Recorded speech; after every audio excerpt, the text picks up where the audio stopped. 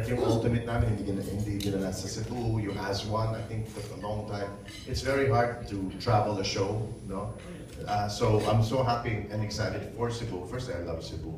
But to be able to go there the day after our show, I think I speak for the singers here on the table, will be more relaxed, I think, in Cebu.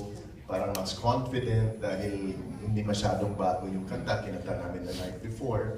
So, but yes, Cebu will get the same show. I don't know, maybe you can ask the producers if it's the same set, the same dancers, whatever the elements seems a show.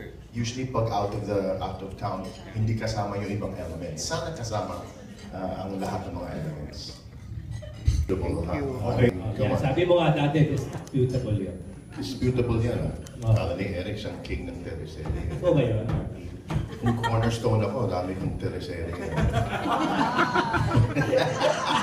Enjoy ka eh, di ba? Marami na bagay itong apat, itong tandem, itong team of the four of us. I'm excited to sing with Eric. I love his voice. I think he's got one of the strongest balladeer voices. And not to mention one of the most beautiful voices. And Angeline, for me, I've always told her this, even when she was, what was the name of your competition? Star Pop.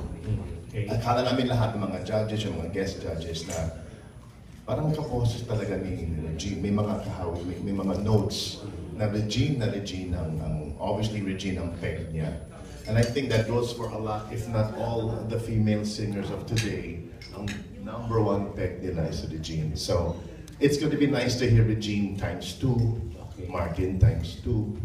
It's going to be fun. I'm very excited. Of course, Eric. Kasi nakatrabaho namin sila yung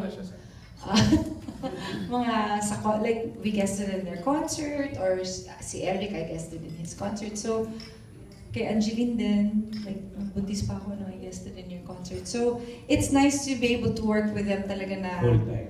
Oo, na buong concert. Kasi mas ibang experience yun eh. So I'm very happy and I'm very excited. Hindi naman. Hindi naman, Tito. Masaya po ako talaga.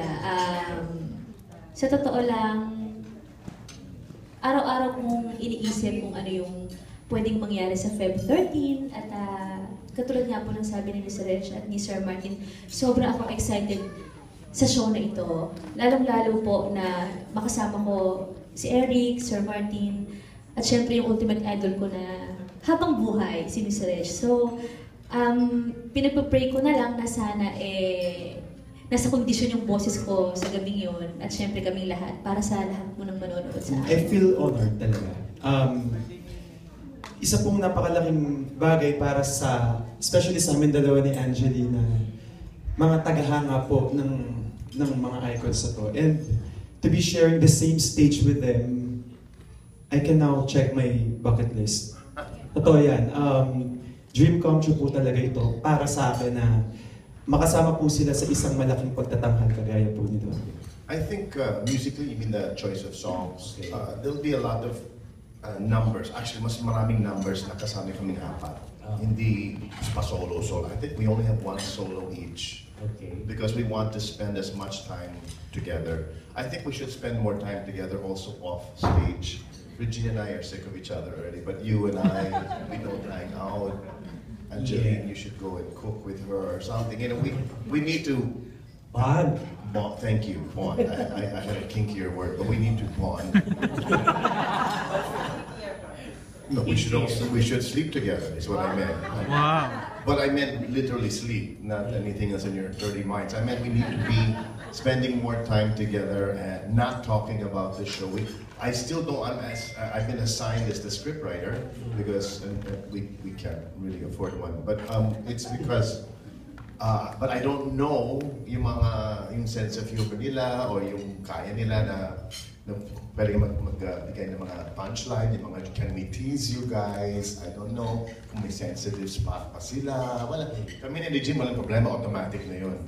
But musically, it's powerful songs and then more powerful songs. It's